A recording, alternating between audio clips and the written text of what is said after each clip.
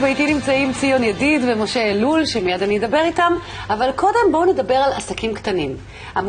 המונח עסק קטן נשמע כמו משהו קל ונוח, פשוט לתפעול, אבל עסק קטן יכול להיות צרות גדולות. אני מארחת עכשיו את היועץ העסקי עוזי קוליה. שלום עוזי. שלום גם לך. נעים להיפגש שוב אחרי 30 שנה מאז התיכון. גם לי נעים. אז מה ההגדרה לעסק קטן? מה זה עסק קטן? לפי ההגדרה, אנחנו מדברים על עסק קטן שמחזור העסקים שלו זה משקל עד 25 מיליון שקלים. זה ההגדרה של עסק קטן. למה? לשנה? לשנה, כן. זה הגדרה, כן. זה ההגדרה של עסק קטן.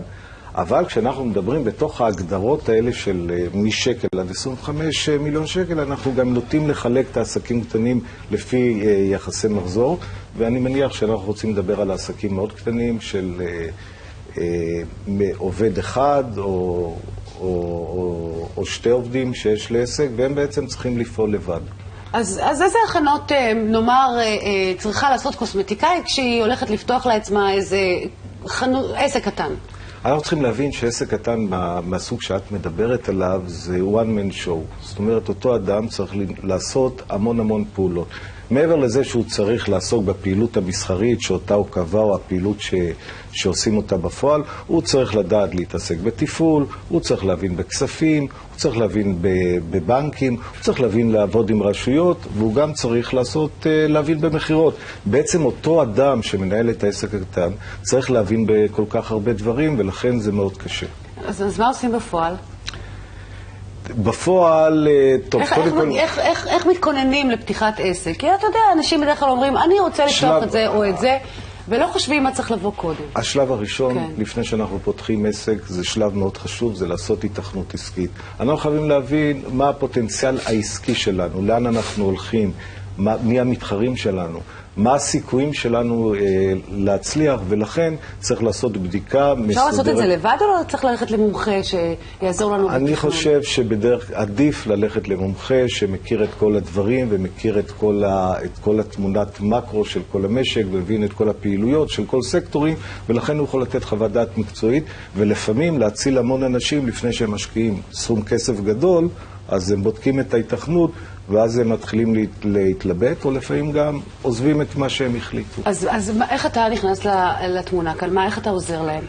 מגיעים אליך מגיעים אליי, ובעצם אני יושב איתם, מבין מה הם רוצים לעשות, ולאחר מכן אני מפתח את זה, בודק את השוק, עושה איזשהו סוואט, תמונה כללית של הסביבה העסקית, ואני נותן לו בהתאם המלצות, וכמובן אומר לו אם יש פוטנציאל, אם בכלל כדאי, אם יש שוק, אם זה הגיוני שהוא יכול לחדור עם המוצר שלו או עם הפעילות שלו. לפעמים יכול להיות... אתה עושה סקר שוק, לראות אם המוצר יכול לעבוד? יש לנו כלים לדעת ולהבין, בהחלט. מה בעיניך הקשיים הכי גדולים בפתיחת עסק? אני חושב שהבעיה הכי קשה של עסקים קטנים היום זה הנושא של תזרים מזומנים. הרבה בעלי עסקים קטנים לא מבינים, הם לא... לתכנן עבודה מול הבנקים, אתה מתכוון? בהחלט, עבודה מול הבנקים היום זה מקצוע. הרבה בעלי עסקים קטנים לא מודעים אפילו לכוח שלהם מול הבנקים, ובדרך כלל מה עושים עסקים קטנים? הם פותחים חשבון בנק, בדרך כלל המליץ להם הדוד או במשפחה, וזה, אז הם ממשיכים אותו בנק, וצריך לזכור לעסק, כל בנק הוא מוטה מבחינת הפעילות העסקית שלו.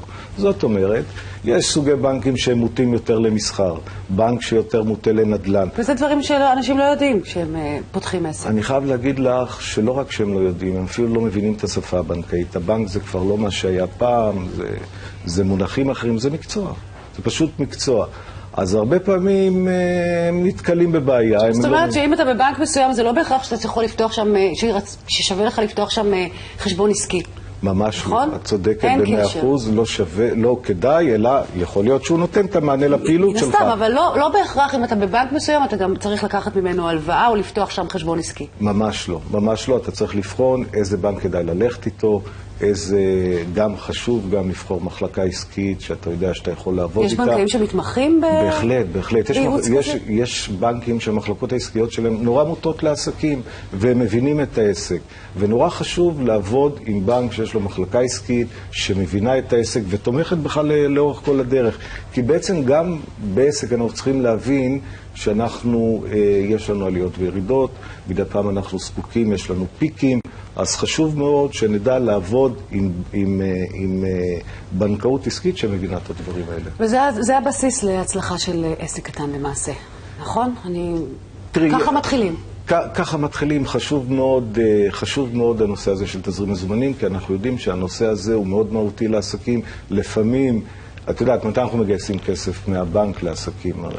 או שאנחנו רוצים שהבנק יעזור לנו בהשקעה, או שאנחנו בעצם מוכרים ורוצים הכסף שלנו אמור להגיע בשלב יותר מאוחר. לתקופה הזאת אנחנו צריכים אימון. אני מודה לך. פשוט נמתם זמננו, וככה בקצה המזלג הסברנו לצופים איך מתחילים, או מה הצעדים הראשונים. אני מודה לך, עוזי.